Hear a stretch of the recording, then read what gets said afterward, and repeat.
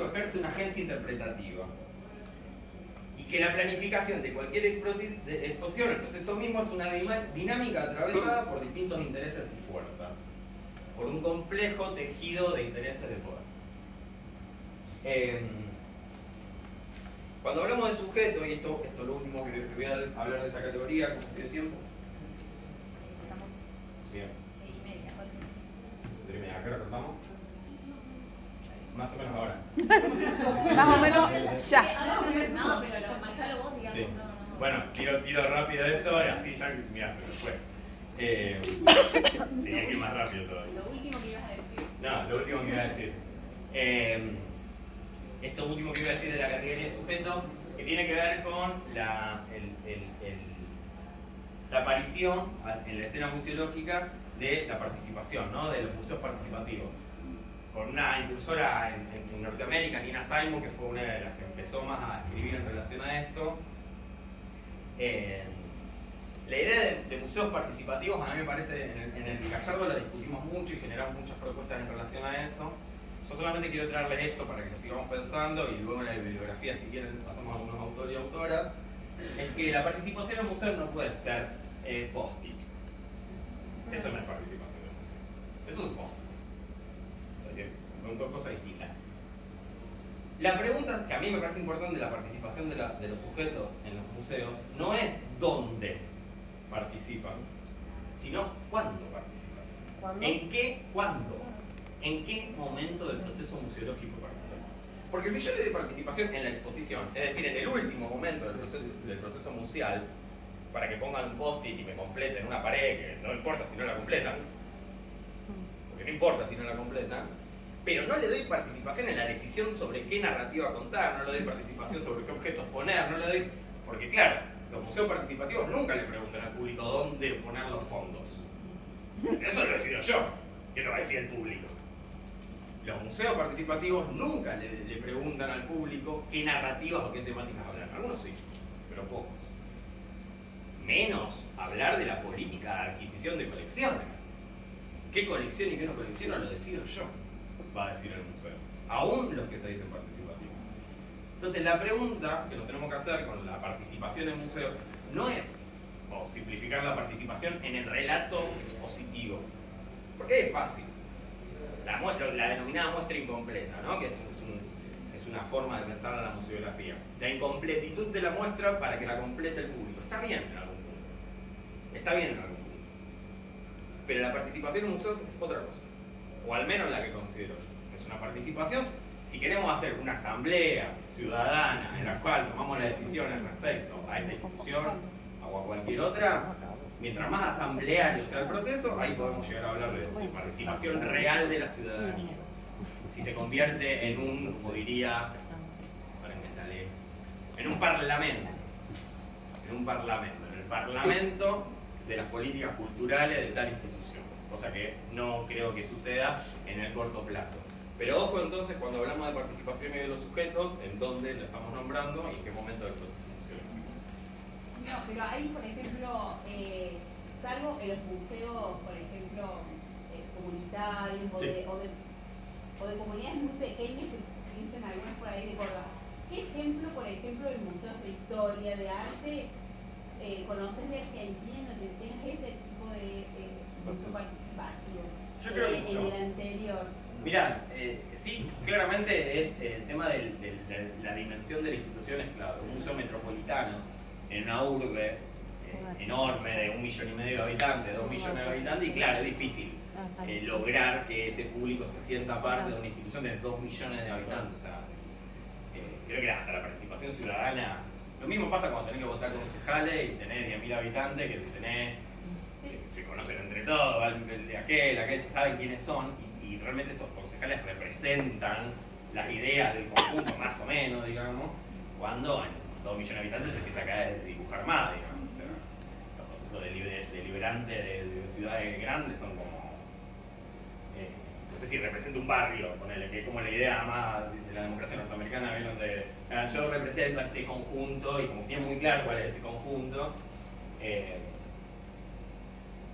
yo creo que donde más sucede es justamente en los museos pequeños, comunitarios, que obviamente tenemos que que nombrar a los del sur de Gran Buenos Aires, a los Ferroguay, los Museos del Puerto, pero hay muchos casos, digamos, Verazategui fue un ejemplo en algún momento, hay ejemplos en distintas localidades, pero sí son... Pero la pregunta sería, ¿es posible? Nosotros, la mayoría de los que estamos acá, trabajamos en el museo más académico, Sí. una Córdoba, Sí. urbana. ¿Es posible pensarnos que podemos cambiar eso o ya la geografía nos determina? No, tendrían que definir más claramente su comunidad. Si uno tiene definido más claramente su comunidad y tu comunidad son los estudiantes de la universidad de no sé qué, bueno, en todo caso podés convocar a esa subcomunidad a tomar decisiones. Hay que vacacionar para ¿Eso decisiones. puede ser un cambio al Gallardo cuando hicieron ese cambio grande? No, sí, pero sí, hay algo clave como para tener en cuenta para la producción museográfica que cada uno de ustedes se va a llevar a sus museos. Uno es siempre tener en cuenta la cualidad polisémica del objeto. Esa es la primera clave simple, ¿no? Entender, como decís, bueno, el objeto, digamos, produce una cantidad de significantes infinito de acuerdo también a la subjetividad de las personas. Digamos, no me genera lo mismo a mí esto que a otra persona y qué sé yo. Lo que sí se golpeó la cabeza contra este, bueno, esto es un trauma, no de repente, ¿no? Y así con cada uno de los objetos, obviamente que... Uy, estaba haciendo un lenguaje inclusivo en objeto. Pero bueno, tener en cuenta que la cualidad polisémica del objeto es como una de las primeras claves. La segunda es que el museo, no la voy a hacer re larga, pero es súper interesante el tema, que eso lo atendieron más la museología marxista, que es la que propone esta idea de que a través de procesos de singularización los objetos se incorporan al museo, pierden su calidad y su valor, o sea, se extraen del mercado capitalista y empiezan a empiezan a tener otra función dentro del mercado capitalista, como desecho del mercado, van a decir estos autores. ¿Por qué? Porque esta cinta scotch, que fue producida en masa, de repente esta cinta scotch la usó una persona importante, entonces de repente este objeto es importante porque aquí la misma cinta scotch usaron un montón de personas, pero se le incorporó un proceso de singularización. Esta es distinta a las otras, por el motivo que sea, porque el sable de San Martín es distinto a todos los sables de todos los granaderos que usaron, pero el sable de San Martín es el sable de San Martín. Es distinto por algo, a pesar que su manufactura es la misma. Entonces, cuando entra un objeto adentro de una colección, empieza a ser patrimonio, esa es la primera diferenciación clave, ¿no? Patrimonio puede estar dentro o fuera del museo, colección también, pero generalmente ya cuando se incorpora adentro se considera colección, ¿no?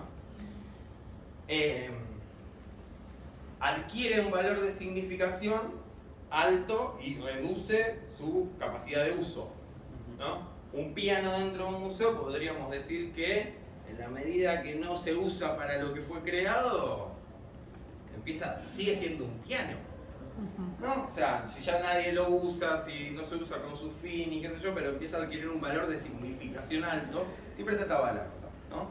Entonces cualquier objeto museal hay que tener en cuenta ese equilibrio que se genera entre la pérdida del uso, la pérdida y la adquisición de valor, ¿no? Como está ahí en ese eje.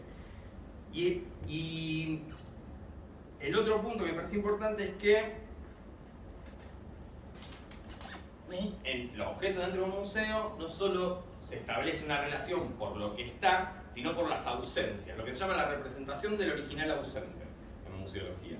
Es decir, no es solamente la presencia de lo que está, sino de lo que no se ve. El hecho de que esté ¿qué es? Es un secretario valenciano, ¿no? Mira, por ahí hay un grupo que dijo que era eso, ¿está bien? El museo hay que creerlo, claro. Acá está. No es solamente lo que es, sino todo lo que no está. La persona que se sentó, el que lo lijó, el que lo fabricó, la que se tropezó y se cayó y se golpeó la cabeza contra el coso. Todas las ausencias que remiten a esa objetualidad, o sea, pueden ser tomadas y representadas. O lo mismo en el arte, ¿no? Todas las ausencias, ¿no? Algo que se trabaja mucho, ¿no? Todas las ausencias, todo lo que no está, o sea, todas las personas blancas, hegemónicas, flacas, no sé qué, que están presentes, todas las que no están. Entonces, otro de los ejes a tener en cuenta, tengo como 10 más, pero por lo menos con esos 4, después tenemos la cartilla y la complementamos. Entonces la categoría objeto la podemos resumir en esas 4 o 5 elementos. Bien, el objeto museológico siempre como está separado de la vida, ¿no? Separado, tiene esa, que algo que podemos utilizar a nuestro favor también, ¿no? Pero está como separado de la experiencia viva.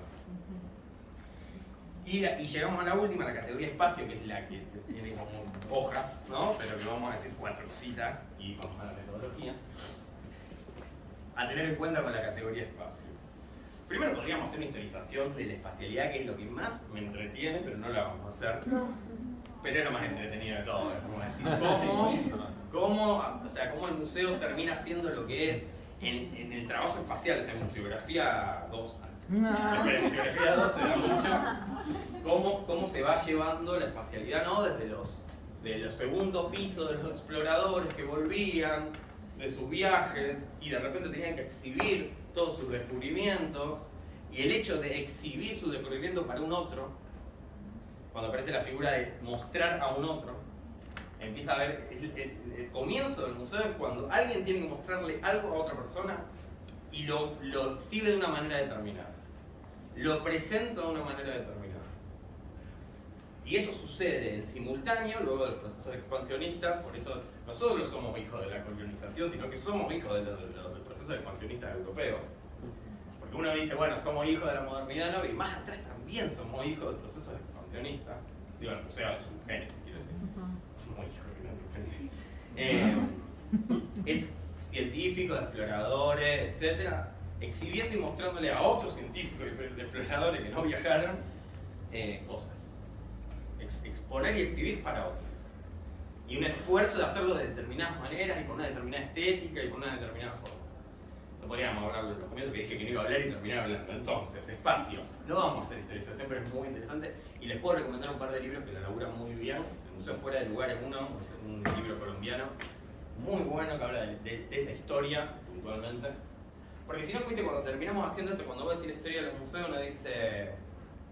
Sí, los gabinetes de curiosidades, ¿no? Y los gabinetes de curiosidades tienen una complejidad.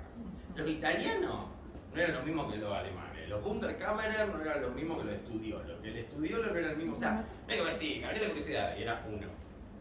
Eran miles, de formas distintas, de acuerdo al país, de acuerdo a... O sea, había tiene una complejidad que cuando uno historiza, debo decir el origen del museo y decir las musas de la lejandeza, como que citan unos momentos aquí, no sé, 3000 años atrás, después, no sé, el Renacimiento, y de repente te va a la modernidad y vos decís, escúchame, ¿qué pasó en el medio de todo esto? O sea, como cientos de años que no, ¿qué? O sea, se saltó directamente a la modernidad, de repente teníamos el loop, o sea, de repente la Revolución Francesa. ¿Qué pasó? Bueno, hay libros que profundizan en esa historia y es bien interesante. Y siempre el espacio, ¿no? Relacionando a esto. Pero para tener en cuenta con la categoría espacio, 1. Contexto. Siempre el museo comienza afuera, esto ya lo sabemos. Mañana vamos a hablar un poquito de qué pensaban los teóricos de la museología, de la nueva museología francesa, y qué pensaron los de la museología crítica. Me parece que eso está re piola. De la nueva museología hablan de territorio, y claro, como no hablan de territorio, mayo francés, venían de eso, o sea, para ellos el museo era territorio. El museo tenía fronteras, era un espacio de ejercicio de poder. Para lo de la museología crítica era organismo, era otra cosa. El espacio para la museología crítica es organismo. Y todas las consecuencias que trae pensar que una cosa es organismo y todas las consecuencias que trae pensar que algo es territorio. Segundo, siempre es interesante tener una guía de observación a la hora de producir exposiciones. Y eso ahora lo vamos a ejercitar un poco. Si yo tengo que hacer una exposición acá, bien me vendría una guía de observación para analizar el espacio. El análisis espacial es fundamental. Nunca hay que competirle a la arquitectura porque la arquitectura te gana. Te gana. Tenés que hacer la exposición o la producción expositiva tiene que estar a favor de la arquitectura. Si hay una puerta, hay una puerta. No podés esconder la puerta porque te gana la puerta, se ve. Todo el mundo sabe que hay una puerta detrás de ese panel que pusiste. ¿Cómo vamos a hacer alguna pequeña guía de observación, algunos elementos a tener clave para observar un espacio? Vamos a pensar en este espacio. Primero la figura geométrica dominante. Acá ahora empezamos a caer a cosas más prácticas y vamos a después la método. La figura geométrica dominante. ¿Cuál es la figura geométrica dominante de acá? Del espacio, del espacio. Un rectángulo. Podría ser un triángulo, podría ser un círculo, podría ser un cuadrado, pero es un rectángulo. Los espacios fibro. Gracias. ¿Por qué? Porque las espacialidades, por ejemplo, cuadradas, tengo un espacio así, supongamos que acá hay un ingreso, tengo un espacio de estas características, los espacios cuadrados tienden a la circularidad. Un espacio cuadrado es un círculo en realidad, para la geometría museográfica. Entonces, cualquier elemento que yo coloque en el centro de un cuadrado tiene una relevancia superlativa. Distinto si yo tengo un espacio longitudinal como este, que uno podría plantear que un espacio de estas características, siempre cuando planteemos un espacio, planteemos los ingresos. Porque no es lo mismo que el ingreso esté acá, que haya triple ingreso, no es lo mismo. Si yo tengo un espacio como este, que tiene triple ingreso, porque sería el oriental total, porque por allá hay uno también, aquí hay un escenario, bueno, ahora vamos a ver eso. Si yo tengo triple ingreso, no me sale. Ingreso. Muy bien, vamos. Estoy yendo a lo que pasa que estoy Claro. en On fire. 1.x, en 1.5. Un espacio de estas características, si yo no anulo los ingresos, o podrían hacerlo, tengo puntos de importancia aquí y sin duda acá. Estas cuestiones tienen que ver con, bueno, hay manuales que dicen esto, hay un montón de código y podemos hacer más talleres sobre las dinámicas de interpretación del espacio. Pero lo primero que haces antes de plantear cualquier cuadro es interpretar el espacio. Es decir, bueno, la dominante acá está acá, este espacio acá, cualquier cosa que ponga acá tiene atención. Si en este espacio que tiene una triple altura, si yo tengo una triple altura como acá, una doble altura tengo acá, como un lucernario de esta característica, cualquier elemento aéreo que ponga ahí ya está. Estamos todos así. ¿O no? Cuando salimos afuera estamos todos así. Bien. Primero, entonces, algunas cosas a tener en cuenta para esta guía de observación es la descomposición geométrica. Es decir, porque aparte este espacio que está acá no es así. Es así. O sea, axonométricamente es una geometría que es una caja en realidad. Tengo una altura, ¿no? Tengo que sumar esta altura. No solamente para allá y para allá, sino que también tengo altura. Entonces yo cuando veo que esta caja de zapatos tiene estas características, hago esa descomposición geométrica, sé que es un rectángulo, sé que tengo una altura interesante, hay una técnica ahí que me baja un poco el techo, pero si estuviese libre, tengo una altura interesante, o sea que podría plantear cosas en altura, siempre los acceso, siempre algo tener en cuenta los accesos. La segunda clave, dije bien, sí. La segunda clave es ver los elementos efímeros y los elementos permanentes. ¿Qué de la arquitectura es arquitectura? Pared, ¿ah? ¿Y qué son elementos efímeros que podrían sacarse eventualmente? A veces no se puede, pero tener un Durlock, tener una grada, un escenario, estas telas, no sé, la técnica, cosas que son efímeras y cosas que son permanentes. Es siempre a tener en cuenta. Y el otro elemento que me parece clave es leer las dominantes de la arquitectura. Acá es difícil saber cuáles son las dominantes, yo les puedo tirar una, porque está como muy cargado el espacio, pero si ahora después vamos a las salas, vamos todos y hacemos esa primera guía de observación juntas. Si yo le digo, por ejemplo, ¿cuál es una dominante de esta arquitectura? O sea, ¿qué elementos predominan, llaman la atención? A ver, digo. Sacame los efímeros. De los permanentes. Sacame los efímeros. Las puertas. El ritmo de puerta. El ritmo de puerta, yo limpio todo. El ritmo de puerta es la dominante de este espacio. Yo hago un ritmo de puerta que lo hace único. Yo solo puedo, y por ende, de este lado tengo una gran pared. O sea, este espacio es un espacio particular porque es un rectángulo. Podríamos decir como con un baño. Este espacio es un espacio rectangular con un ritmo de puertas que no es común tener, digamos, una pared con 4 puertas y todo, no sé cómo será la entrada de esa tela, pero supongamos una pared lisa y toda una pared lisa. Yo ya sé que es un rectángulo con 4 aberturas, con una pared lisa. Sabiendo eso, quizás no anulo 3 de las 4 puertas. Lo que pasa es que abro todas. Perdón que interrumpa, ¿alguien vino en un Ford Fiesta blanco? Porque está por pasar el colectivo, está mal estacionado y van a hacer. No. Entonces, sabiendo eso, uno puede decir, porque si no, cuando uno entra en una espacialidad y dice, bueno, hay que anular las 3 puertas, hay que poner una sola, y qué sé yo, como que se rige por lo que normalmente se haría. Primero hay que hacer una interpretación del espacio, analizarla, saber cuáles son los puntos fuertes, saber cuáles son los puntos débiles, y aquí siempre a favor de la arquitectura. Si la arquitectura hay 4 puertas, ojo, tengámoslo en cuenta, podemos usar 4 puertas. O sea, puede ser algo particular de la sala, de repente.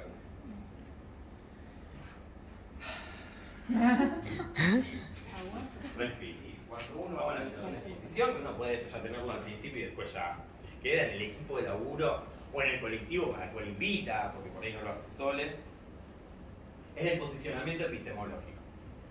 ¿Desde dónde voy a trabajar? Supongamos que definimos una muestra, vamos a hablar de medio ambiente, ¿no? No, medio no sé si, vamos a hablar de ambiente. Vamos a hablar de ambiente y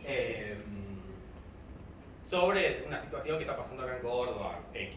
No sé, un problema hídrico, no sé cuál es el gran problema de los muchos. Los incendios, efectivamente. Porque los incendios son producto del avance de la frontera agropecuaria, ¿no? Tal cual. En Santa Fe pasa un problema. Bien, entonces tenemos el avance de la frontera, no digamos incendio, tenemos el avance de la frontera agropecuaria, ¿no? Incendio de consecuencia. Exacto. Entonces, definamos el posicionamiento epistemológico. Primero, en el grupo de trabajo que vamos a hacer la muestra, porque vamos a hablar a favor del avance de la frontera agropecuaria. O sea, podría ser que un grupo de trabajo diga, che, yo estoy de acuerdo con eso, puede pasar. O puede haber diferencia, o puede haber esas tensiones, que hablábamos antes cuando hablábamos de la categoría narrativa. Bueno, lo primero que se define antes de hablar de cualquier cosa es el posicionamiento. ¿Desde dónde lo vamos a hacer? Es importante, como toda metodología, que cualquier paso precede al anterior y es consecuencia del que pasó. O sea, si yo definí el anterior, el que me sigue ya me está condicionando el anterior. Lo segundo que se hace es un análisis de contexto. Un análisis de contexto, y cuando hacemos análisis de contexto, siempre temporespacialmente. Es decir, si la muestra va a suceder acá, y tenemos que hacer un análisis de contexto de acá, lo que deberíamos hacer es, primero, contexto espacial. ¿Dónde estamos? ¿Estamos en el centro? ¿Estamos en la periferia? ¿Estamos en un lugar público, en un lugar privado? ¿Se lo frecuenta mucho? ¿Tiene un problema particular? ¿O tiene alguna, o sea, que está atravesando un momento histórico particular? Lo que sea. Se hace un análisis contextual de la institución donde lo vas a realizar. ¿Para qué? Para tenerlo en cuenta a la hora de producir la exposición. Y después temporal también, ¿por qué no? Porque si este espacio fue antes un silo, un granero, y bueno, tengo algo ahí también para trabajar, el avance de la frontera agropecuaria, si este espacio fue o no fue, depende de que fue una familia, que eran campesinos, no sé. Entonces, hacer un análisis temporespacial me permite tener muestras situadas. Posicionamiento epistemológico primero, contexto segundo, análisis de contexto. Fíjense que todavía no hablamos de la muestra, son 2 análisis. Y el tercero es la definición de la estructura de referencia.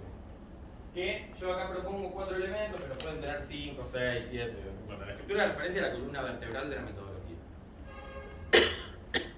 Y ahí yo pongo objetivos, público, objetivo, conceptual y síntesis argumental. Y ahí dentro de síntesis argumental está el guión. Ahí aparece el guión.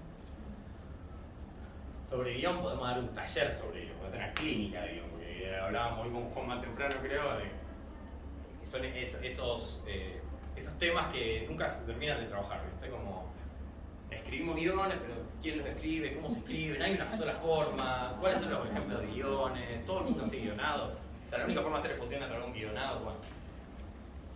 Público, definir un público. Todo esto de la metodología se va anotando y se va registrando de la manera que quieran. Nosotros hacíamos afiches enormes y nos rodeaba la oficina todos los afiches con todas estas decisiones. Público objetivo, ¿no? Definir el público objetivo. Porque si voy a trabajar para determinadas edades o grupos, etc., mis decisiones museográficas, por supuesto, van a ser distintas. Y recuerdo, definir el público no es excluyente de otros públicos. Ahí está el gol. Objetivos. Y acá quiero hacer un asterisco, un planteo importante. Los objetivos de una metodología museográfica no son como los objetivos de las ciencias sociales de una tesis o generales y específicos. ¿No? Los objetivos siempre son instrumentos de mesura. Yo tengo que poder medir con el objetivo. Si no mido, no es un objetivo, es una hablar. Si yo pongo que una muestra va a ser concientizar sobre el cambio climático, tengo que después tener la herramienta de medición que me permita ver si concienticé sobre el objetivo. El objetivo puede ser lograr que las escuelas, no sé, de la comunidad, cosas que yo pueda ir, promoverlo, medir si vienen las escuelas y si trabajan sobre eso. Sí, un objetivo puede ser generar espacio de discusión. Yo tengo que dentro de la muestra generar un espacio de discusión. Si no generó un espacio y no se generó discusión dentro de ese espacio, falló. Falló, la muestra falló. Entonces yo tengo que proponer un objetivo de lo que quiero lograr realmente y poder medir si lo puedo lograr. Entonces un objetivo de una muestra no puede ser la paz mundial. Porque nunca una muestra va a lograr la paz mundial. Entonces un objetivo que está al pedo. Pero contribuir a la paz mundial es un objetivo. Es un objetivo, pero ¿cómo lo medís? Contribuís. Pero ¿cómo medís? Claro. Es porque no mismo poner lo que no poner. ¿Cómo haces para medir?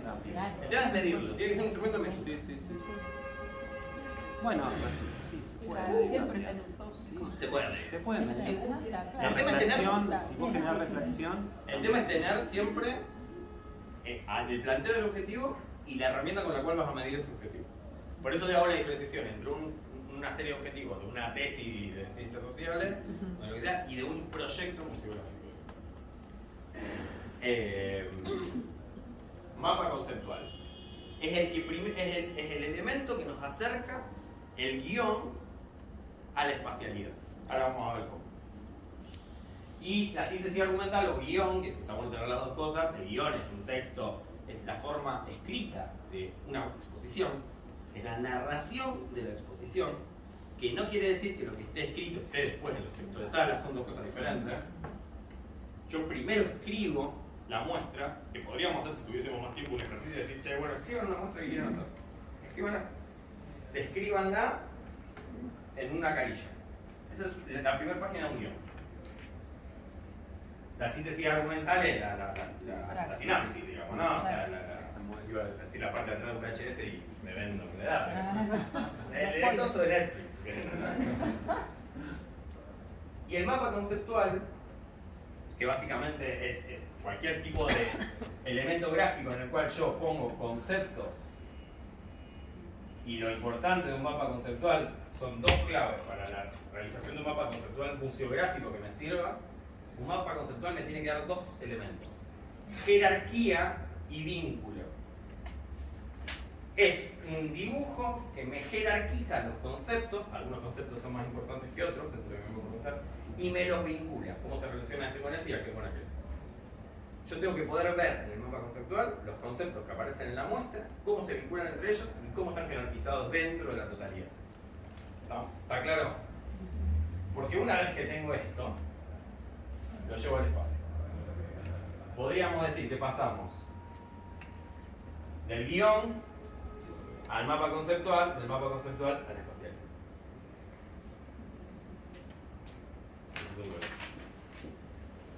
Entonces, más o menos queda clara la metodología. Bien. Ahí llegamos a definir eso, ya definimos todo eso, ingresamos al espacio, porque ya estamos acá. Donde dice interpretación del espacio, hacemos el ejercicio que hicimos antes. Decimos este espacio rectangular, tiene estas dominantes, tiene estos ingresos, esto es efímero, esto es permanente, la figura geométrica dominante es tal, todo eso lo definimos. Y vamos haciendo procesos de sectorización, que es esto: agarrar el espacio y dividirlo de forma hipotética. No es que voy a poner un Durlock, una pared, pero lo divido de forma hipotética. Por ejemplo, así.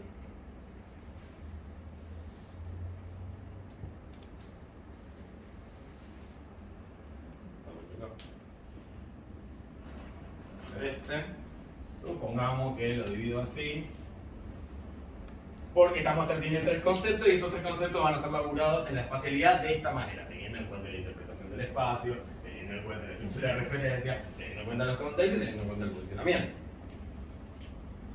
Entonces yo divido la muestra en sus temáticas, que pueden estar divididas de esta manera o de cualquier otra, en sus conceptos, y siempre que un mapa conceptual está traducido en una espacialidad, tenés garantía que conceptualmente va a estar bien. Después puede ser que sea más creativa o menos creativa, que el texto esté mejor escrito o peor escrito, pero que es coherente. Desde el guionado hasta la espacialidad, hasta ahí es coherente.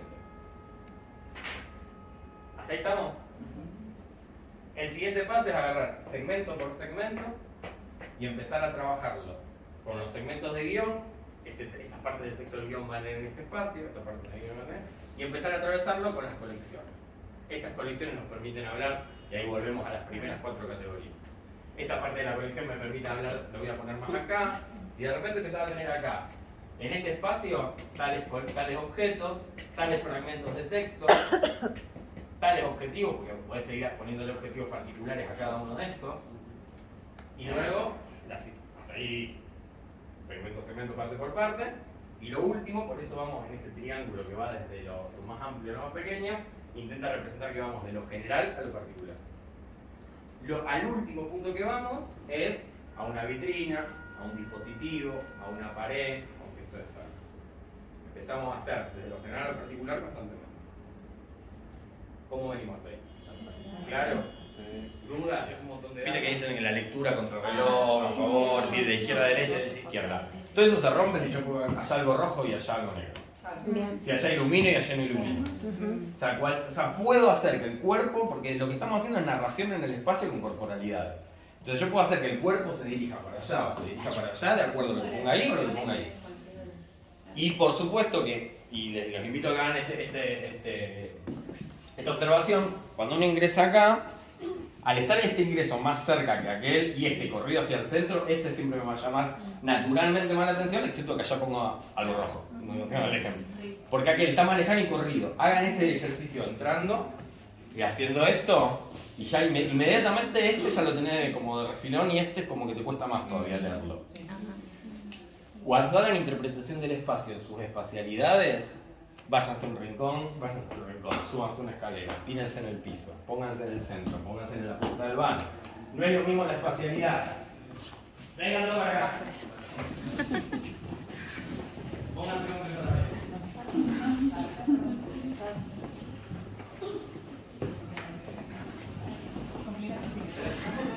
Pónganse. Para ver la de acá. ¿Cambió el espacio? Sí. Es otro. Sí. Es absolutamente. Si yo planteo algo ahí y que el punto de vista después sea para allá, es absolutamente distinto. Vengan para acá.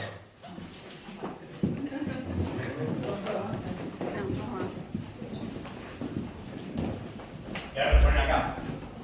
En esta punta. Pónganse en esa punta. Todo en esa punta. ¿Estamos? ¿Se achicó la sala? Sí. Claro que se achicó. Un efímero. Acá sí hay algo. Bien. Primero porque es más chica acá que ella, me parece. Y segundo, por el corrimiento de este ingreso. El ingreso está acá y que yo no tenga visión directa como en aquel que me amplía la espacialidad, después se achicó de repente. Lo que se genera acá es más íntimo. Seguro que cualquier propuesta que ponga acá va a ser más íntima que la del centro, que aparentemente es más introductoria, más amplia, más luminosa, más que tengo decisión. En aquella tengo decisión, en esta parece como que ya se me están acabando las opciones. Me parece que esto es conclusivo, ¿no? Si uno podría pensar que este es un espacio más conclusivo. Fíjense cómo estamos tomando decisiones museográficas sin hablar de guión, sin hablar de qué vamos a... Pero ya sabemos que acá va a pasar algo que está cerrando. Acá en el medio está pasando algo que puedo tomar decisiones. Y en aquel acceso, bueno, se la dejo a usted. En el de allá. Eso es interpretar el espacio, antes de cualquier cosa. Antes de saber de qué va a hablar la muestra.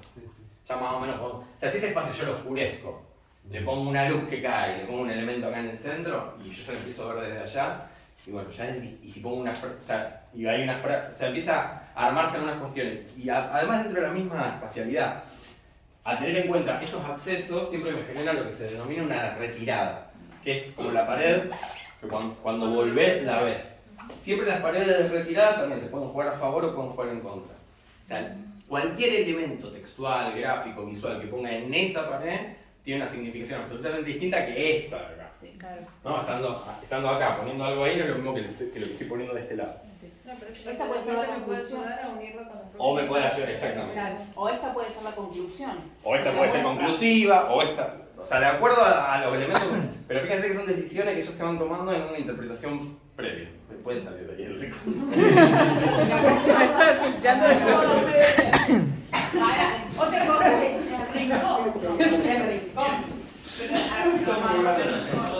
Pero además es algo importante, porque también el olor conjugado, la humedad, o sea, también tiene una cuestión media sensitiva del espacio. Total. Y allá y acá me dio por la misma Y actividad y allá no. fíjense cómo el piso, que nombramos como dominante, nos une temáticamente. No es lo mismo si acá de repente me hice un corte y hay cerámicos. Igual, También lo separaría. igual que el sonido también. Eso Igual que el también sonido, hay la continuidad del techo también, que uno digamos, va viendo como una continuidad espacial, hay como una cosa que está unida.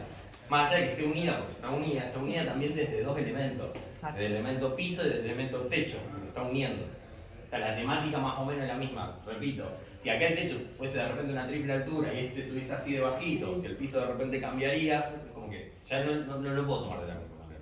Claro. Y en ese caso se toma como espacio particular, se toma el general y ponerle que acá en esa otra sala haya un desnivel, 3 escalones. Sí. ¿Eso se toma como un espacio nuevo o se toma como la generalidad? Siempre vos tenés la sala de exposiciones que vos tengas en tu museo, va a tener 1000 particularidades. Lo único es usarlo a favor. Bien. O sea, que vos digamos, lees el espacio, lo analizás, decís, bueno, mira, tengo estas particularidades, son estas. Claro. Son el espacio que tengo, digamos, de la sala que tengo. Y después uno lo usa a favor o en contra, de acuerdo A lo que quiere decir. a lo que quiere decir, a lo que quiere contar, a la que genera el espacio. Eso, fíjate que aquel espacio más allá de la luz real que tengamos. Aquel espacio tiene menos luz. Sí. O sea, tiene menos luz porque tiene menos luz, se siente más más denso también. Y aquel, al estar alineado el baño como que más. Esto es más dialógico. Sí. Es más dialógico.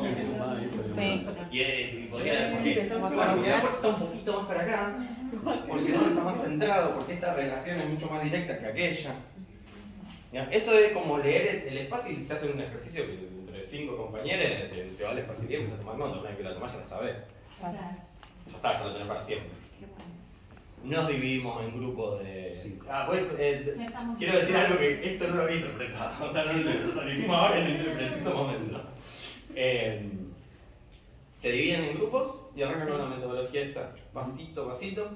Si llegamos a tener verbos, sensaciones o palabras clave que queremos que usen en cada espacio, con eso estamos. Así que tenemos que hacer, vamos a poner, o sea, no vamos a llegar a nada. El tema de los incendios, digamos, ¿no? Incendio. La temática esa, porque me parece salió espontáneamente, solo por eso. Bien. Y se pueden poner cada uno en el grupo. No sé, yo sí después de eso. Ah, lo que quieras. Ah, lo que quieras.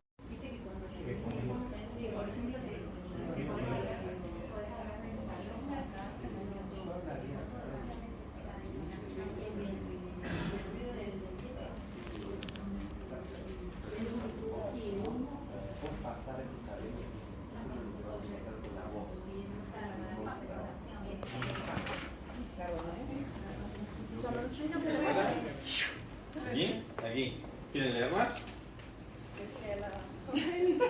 Primer cartela. Bueno, escritorio, mediados del siglo XX, inglés, utilizado en instituciones escolares, denominado popularmente pupitre. Procedencia, colección del Museo Nacional de Montserrat. Bien, acá tenemos una cartela que primero la nombra, luego le pone la fecha, donde más o menos cuando se hizo, el estilo, una breve descripción y la procedencia de la colección. ¿Esta de quién es? Bueno, alguien si la... Se me fue, me quedé. Está bien, ¿qué dice? Dice, secretario valenciano, secretario de roble americano con el herraje de bronce, perteneciente a la colección del Patrimonio de Biblioteca Córdoba, ex Caja de Gobierno. Bien. ¿Verdad? Es decir, tenemos nuevamente una descripción del objeto, el nombre y la pertenencia. Aparentemente muy importante saber de qué colección viene. Está pasando, ¿no? Entonces se ve que es un dato que a la gente realmente le interesa. ¿Quién es esta? Hay que ver de qué área. Está bueno saber. Se puede ver. Se fueron las chicas. Sí, está bueno saber, como dice Rocío, de qué área y cómo reaccionar en base a qué Sí. área estás, ¿no? Está bien. Trabajando. No fue peyorativo. Vos decís Mi que comentario, no, o sea, no. no digo, aparentemente importante. No, pero Hubo como un. eso. Sé leer las ironías. ¿Qué dice la siguiente? Dice, el cartero que perteneció a James Austen, 1804. Sobre este escritorio permanecen las huellas epistolares de su obra, parte del patrimonio de la familia del escritor. Bien. Pero todos ponen de dónde viene.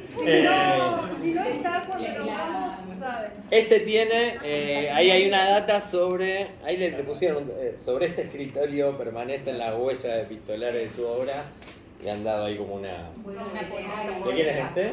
¿Qué tiene el QR? Aquí, ¿qué dice? ¿Qué tecnológica, chicas? Toda la información.